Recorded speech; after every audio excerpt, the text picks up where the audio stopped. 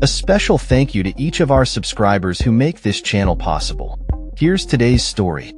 In a stunning turn of events, Senate Majority Leader John Thune has stated that the SALT, state and local tax provisions of the controversial Big, Beautiful bill will require significant changes in the Senate.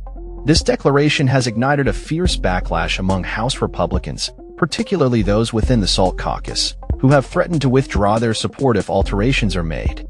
The bill, which narrowly passed the House with a vote of 215 to 214, is now teetering on the brink of collapse as dissent among Republicans grows. House Speaker Mike Johnson has expressed his concerns, stating that he recently spoke with members of the SALT caucus, emphasizing the delicacy of the situation. He warned Senate leadership that any modifications to the SALT agreement could lead to disastrous consequences for the bill's future. In a striking comment, Representative Lalata compared altering the $40,000 SALT cap to digging up safely buried radioactive waste, calling it reckless and destabilizing. Meanwhile, Representative Lawler has made it clear that he will vote against the bill if any changes are made to the SALT provisions. The stakes are high, as a single Republican defection could lead to the bill's demise, leaving the party scrambling for alternatives. As the end of the year approaches, Republicans are contemplating abandoning the comprehensive legislation in favor of pursuing smaller, standalone measures. The Big, Beautiful bill has been described by critics as a chaotic jumble of policies that may ultimately prove unmanageable. The situation has reached a critical point, with the Senate now debating potential amendments that could further complicate the bill's passage. The Congressional Budget Office, CBO, has warned that the legislation could have dire consequences, with estimates suggesting that over 10.9 million Americans could lose their health insurance if the bill is enacted.